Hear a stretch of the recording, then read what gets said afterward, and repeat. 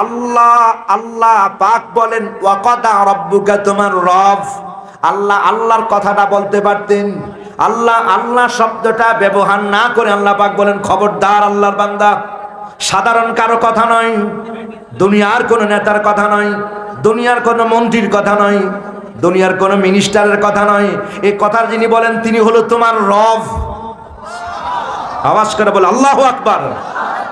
যিনি হলো তোমার রব মানে যিনি তোমারে লালন করেন, যিনি তোমাকে পালন করেন, যিনি তোমাকে জান দিয়েছেন, যিনি তোমাকে প্রাণ দিয়েছেন, যিনি কথা বলার মতো তোমার জবান দিয়েছেন।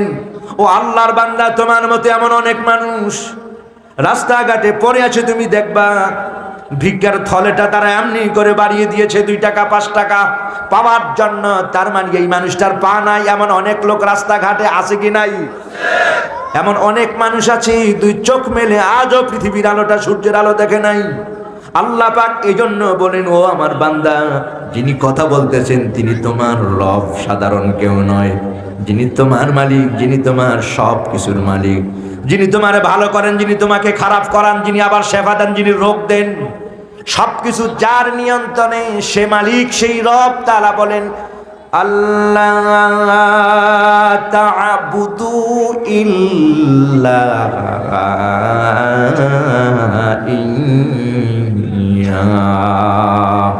আল্লাহ বলেন, আল্লাহ পাক ওয়ার্ডার করলেন খবরদার আল্লাহর বান্দা, এই পৃথিবীতে আল্লাহ পাক তোমাকে বানিয়েছেন, ইবাদত হবে আল্লাহর। জবান খুলে গান সুবহানাল্লাহ। এ ভাই, ইবাদত হবে কার? সেজদা হবে কার? আল্লাহর। আল্লাহর সেজদা পীরের কদমে নয়, সেজদা মাজারে নয়। কথা বলেন ঠিক না বেঠে? সেজদা পাওয়ার মালিক কে? আল্লাহ। এই ভাই, এই জন্য আল্লাহ বলেন খবরদার আল্লাহ তা'বুদু ইল্লা ইয়্যাহ। এই পৃথিবীতে তুমি ইবাদত করবা, ইবাদত করা, ইবাদত পাওয়া, যার কদমে তুমি সেজদা দিবা তিনি তোমার রব। আল্লাহ বলেন আল্লাহ পাক তিনি ওয়ার্ডার করেছেন আল্লাহ তা'বুদু ইল্লা ইয়্যাহ, ইবাদত যার করবা তিনি হলো তোমার রব আল্লাহ। জবান খুলে বলি সুবহানাল্লাহ।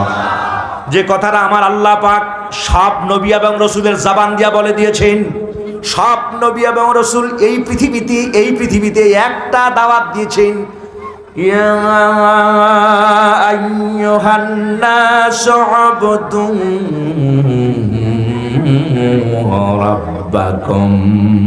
সব নবী এবং রাসূলগণ এই পৃথিবীর মানুষগুলোকে বলেছেন, ও পৃথিবীর মানুষ, এ পৃথিবীর মানুষ, উবুদু রাব্বাকুম, তোমরা তোমাদের রবের ইবাদত করো, ইবাদত করো তোমার রবের। আল্লাযী খালাকাকুম, যেই রব তোমাকে সৃষ্টি করেছেন। তাম পৃথিবীর সব ডাক্তার আর কবিরাজ, হেকিম আর পণ্ডিত যদি এক হয়ে যায় যে একজন মানুষ বানাবো, এই ক্ষমতা কারো আছে?